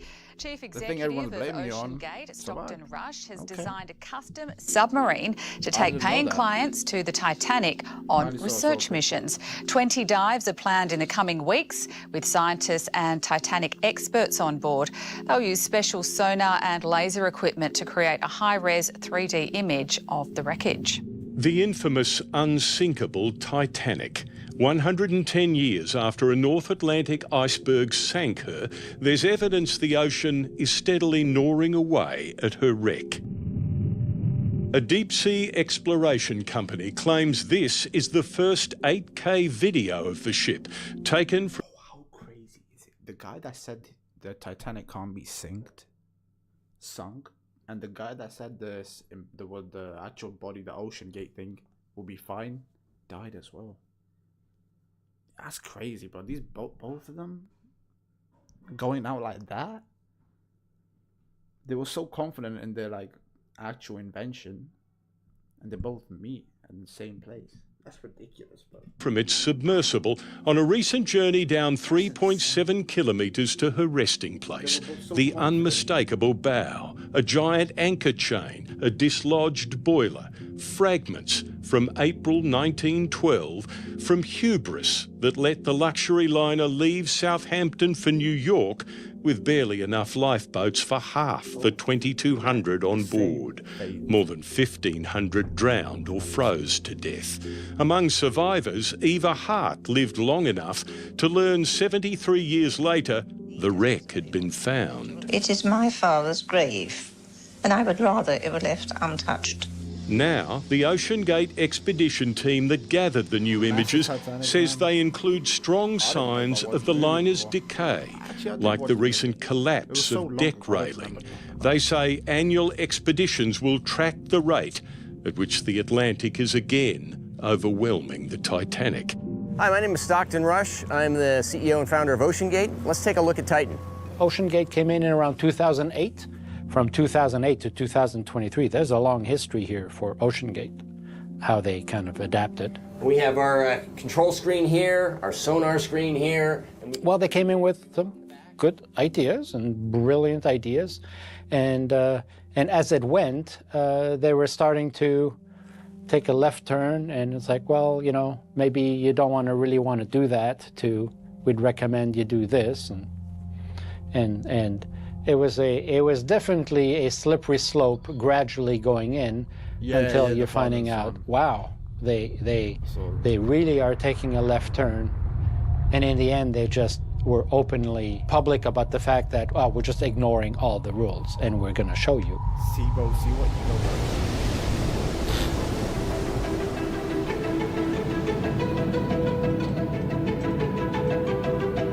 I got these from Camper World. We run the whole thing with this game controller.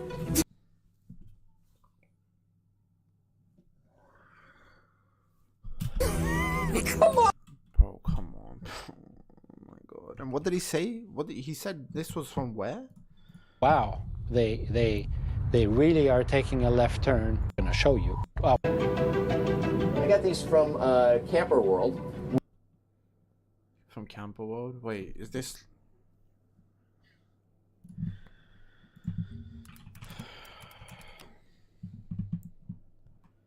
What the... Like, I don't even get... Like, why is it...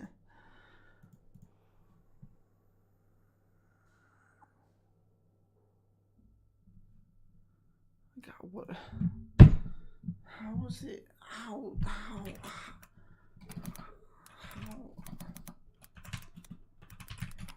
What is it? What's Camper World? I didn't even spell it right. I spelled it C-A-B. I'm stupid. Refers to large American corporation Camper World holds. So it is a... Oh yeah, the controller. The controller.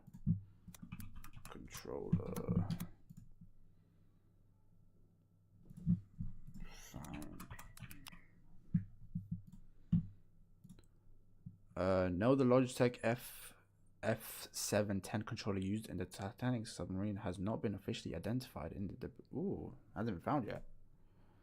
They said it hasn't been found yet. Logitech build tough. Was it this picture? I don't know if it's fake.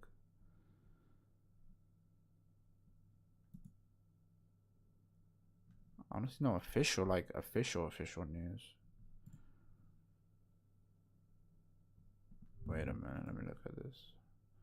29.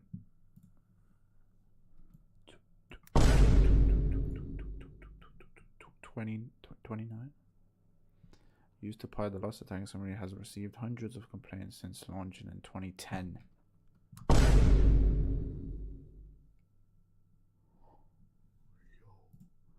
So they were receiving complaints about it in 2010 for losing connection.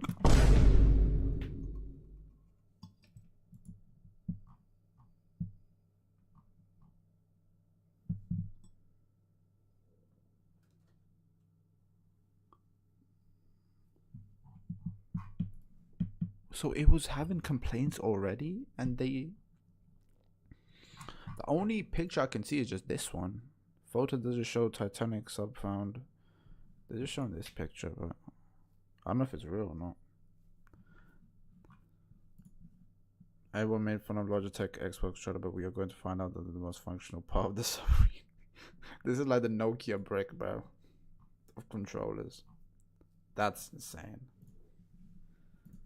We run the whole thing with this game controller. Come on! It seems like this submersible has some elements of MacGyver-y jerry-rigness. I mean, you're putting construction pipes as ballast. I don't know if I'd use that description of it, but there's certain things that you want to be... He sounds like someone. He reminds me of that button down. So the pressure vessel is not MacGyver at all, because that's where we work with Boeing and NASA and the University of Washington. Everything else can fail. Your thrusters can go, your lights can go, you're still going to be safe. Should I switch to Monday CRM? Updating this field is so confusing.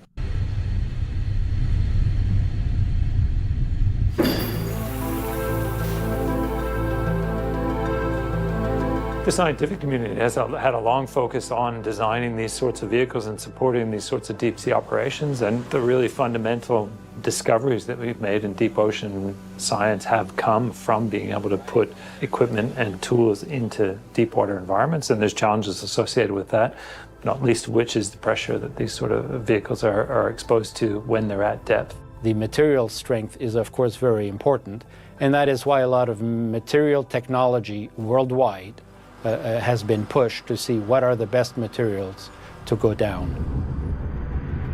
The strongest material that we know of is still steel.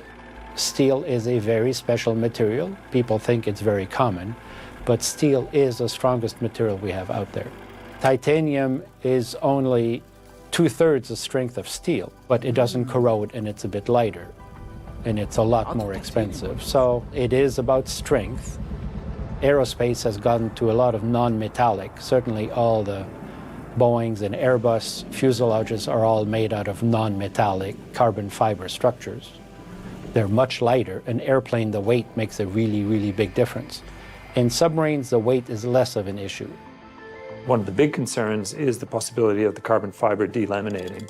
So although you might have a pressure vessel rated for a particular pressure, under repeat cycling, there was concerns, and it seems that this, I think the investigations are still underway, but it seems that you might have salt water penetrating into the carbon fiber, crystallizing and affecting the integrity of the carbon fiber itself. Research on carbon fiber for submersibles goes back 40 years, and just about everyone has given up on that one. One strand of carbon fiber can pull your car, but if you took that same strand of carbon fiber and you try and push a coffee cup with it, it wouldn't help. Carbon fiber is great for pulling, but you can't push with a rope very easily. And that's what you get in submersible. All the pressure from the ocean pushes. It pushes on the carbon fiber. Carbon fiber just doesn't like to be pushed. It likes to be pulled. And you decided to use it in the actual... It's an unusual choice for a deep sea pressure vessel. OceanGate was involved in some legal proceedings around the use and the testing of the carbon fiber material. There was some pretty serious concern raised both within the organization and from external parties about the design of the platform, the design of the pressure vessel in particular, and some of the materials they were using. So if you want to go forward, you press forward. If you want to go back, you go back. Turn left, turn right, go down, go up. I knew Stockton really well. There was a money thing in for sure. There was certainly fame and fortune involved to do something no one else did. I believe Stockton needed to prove something, but everyone in life has something to prove. It's just how you go about it. This will be one of the great moments of submersibles. To some extent, he needed, because his father was a big adventurer as well, right? I mean, big adventure, and they had the money and the means to explore the world. So even as a child, he was exposed to adventures that people have on their bucket list. You know, by the time he was 15, he'd done them all, kind of thing. You decided to go for something. There was a certain sense where he had to be even a bigger explorer than his dad. I assume so, or maybe he thought it's a general epidemic out there for young people. The very dangerous things that float around, like fake it until you make it. The whole idea of But if people are telling you not to do it, don't do it, man. Don't do it. If people are telling you, yo, maybe you shouldn't do this, and this is the majority of people, just don't do it. Technology disruptor. Well, technology disruptor is fine if you're making an app or a computer game. It's different if you're making submersibles or other serious equipment or cranes for building high-rises. You don't want to mess with the rules of making cranes for high-rises for obvious reasons. So the same thing for a submarine. He was fairly direct of saying, okay, I'm going to ignore the entire vote of the entire planet Earth and say that I'm right. When you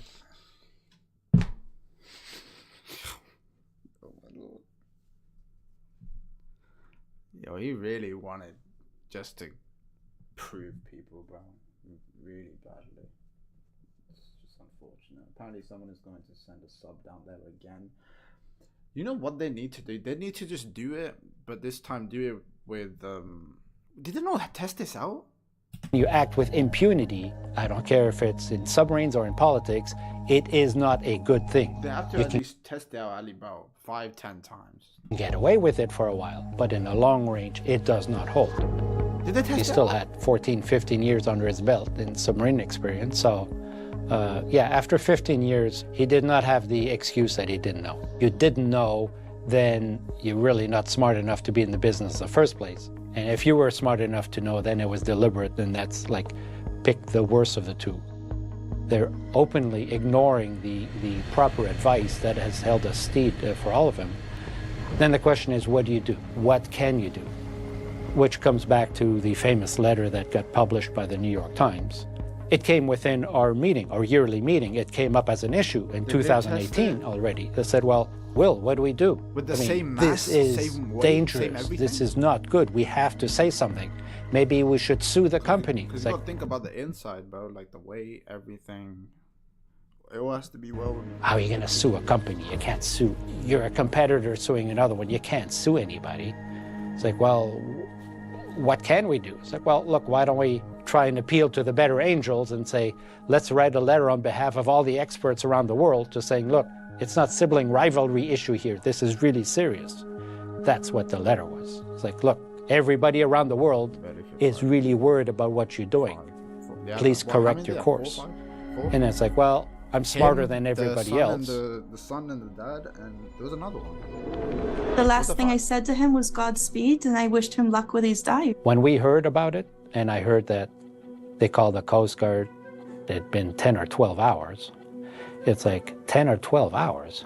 Oh my God, what were they doing? Because typically when you lose communication with a submarine, within 15 minutes you start worrying. The Titan carries 96 hours worth of oxygen, and a third of that is now gone. They may have as little as 60 hours before breathing becomes impossible.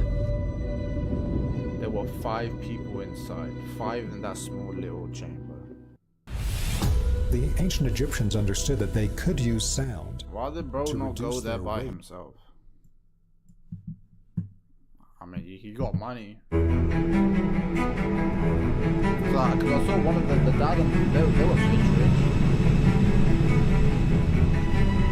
Good afternoon. Yes, a very delicate search and rescue mission is currently unfolding in the middle of the Atlantic Ocean right now after a specialised submersible lost contact thousands of metres below the surface. It was supposed to be the ultimate adventure, diving to the ocean floor to see close up the world's most famous shipwreck, only to strike trouble itself. Now, it's a desperate and delicate rescue mission to save 5 lives. It is a challenge to conduct a search in that remote area. The mini-sub called the Titan vanished an hour and 45 minutes into its 4-kilometre plunge. Radio silence set off alarm bells on its support vessel, the Polar Prince, on the surface.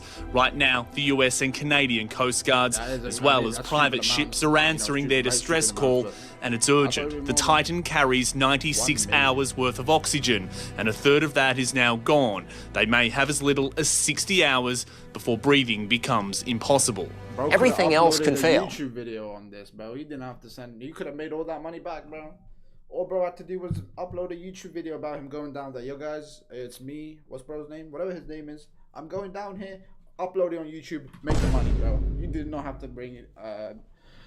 4 other people with you. But hey, your thrusters can go, your lights can go, you're still going to be safe. That's Stockton Rush, CEO of OceanGate Expeditions that runs the private Titanic tours. He's one of the 5 on board, along with British billionaire and adventurer Hamish Harding, whose last online post was about conditions in the open ocean. A weather window has just opened up and we're going to attempt to dive. This is the 2nd year we've been out to the Titanic. The Titan is small, about the size of a van, and a seat on board will cost you $365,000.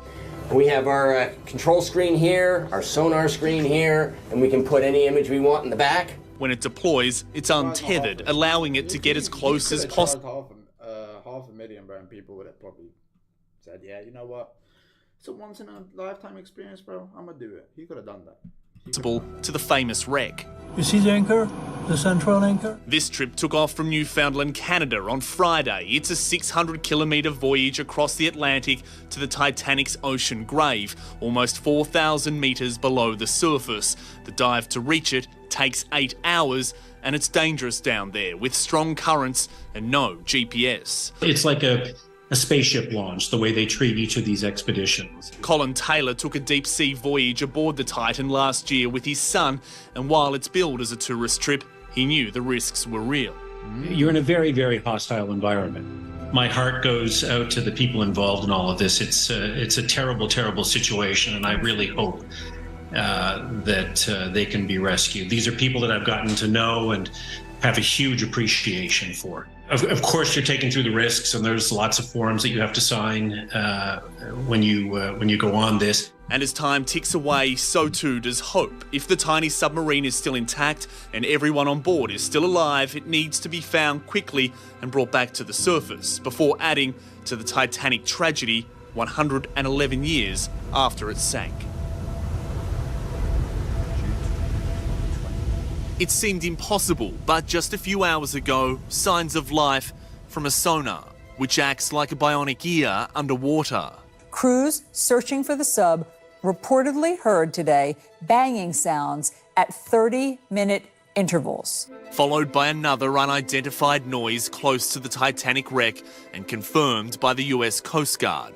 Immediately, the first thing is it gets your hopes go skyrocketing up, but also it makes you think that, wow, time is really now against us. And that's the bad news. Even if the mini sub is found and everyone on board is alive, how do they get them back to the surface? This is a very complex search, and the unified team is working around the clock to bring all available assets and expertise to bear as quickly as possible. But time may have already beaten them. The sub has as little as 24 hours of oxygen left, and to sail salvage equipment to the site will take 2 days. I would assume they're stuck on the bottom in the mud or somehow entangled in Titanic. Incredibly, at almost 4 kilometres under the surface, it's too deep for even a US Navy submarine to mount a rescue mission. They never venture that far down, and with good reason.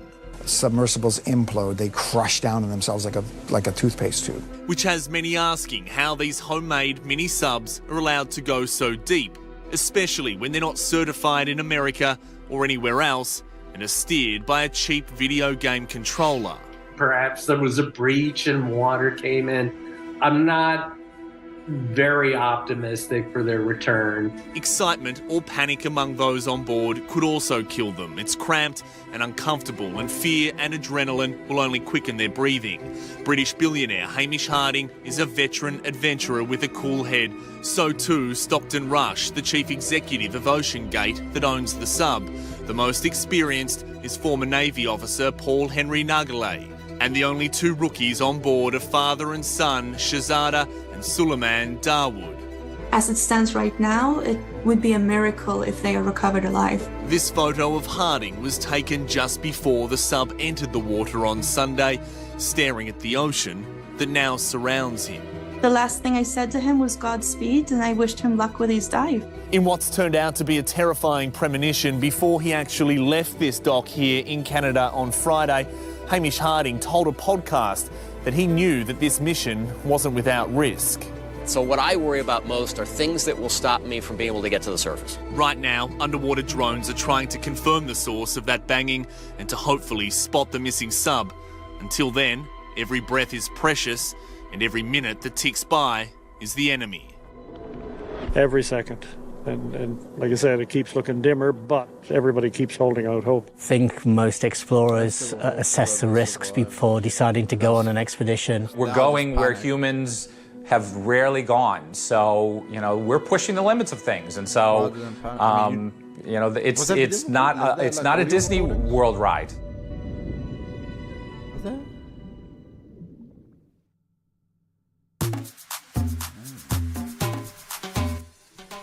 You're pregnant. Next day. More rescue ships leaving this small Canadian fishing town on what feels like a futile mission of hope now. But hope is all they have. This is a search and rescue mission, 100%. We are smack dab in the middle of search and rescue, and we'll continue to put every available asset that we have in an effort to find the Titan and the crew members. Even that banging noise they heard yesterday that offered so much optimism has turned out to be a cruel tease. With respect to the noises specifically, we don't know what they are, to be frank with you. There's growing anger too against OceanGate, the company that owns the sub and runs these dangerous adventures. The tiny vessels are not certified anywhere, and experts started raising serious safety. I want to see what's happened to them right now. What's happened to OceanGate? What's happened to OceanGate? Was a based in still in business? No, I mean, yeah, There's no way you would. No longer active according to news source such as CNN, BBC article. Lord. Who's the owner?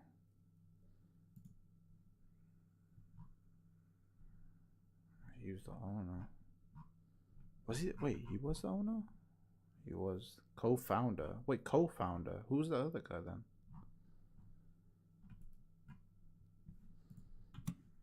Owner.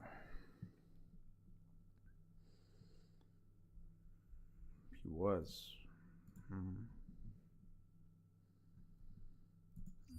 Bruh, I thought someone would just take over or something. Don't know why I thought that, because that would just be stupid, but I don't know, maybe someone else would have an ego to go down there. Because you know, bro, some people they just don't give up. They don't give up. Safety concerns about them back in 2018. In the end, it is an experimental vehicle. A lot of risk is being taken. It's a big gamble. And we thought that the risk was too high. One former employee even sued because he was so worried, but the case was settled out of court.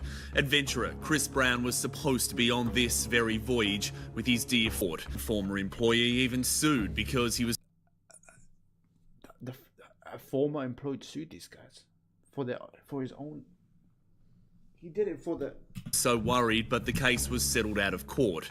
Adventurer Chris Brown was supposed to be on this very voyage with his dear friend Hamish Harding, but chose to stay behind. Harding is among the missing.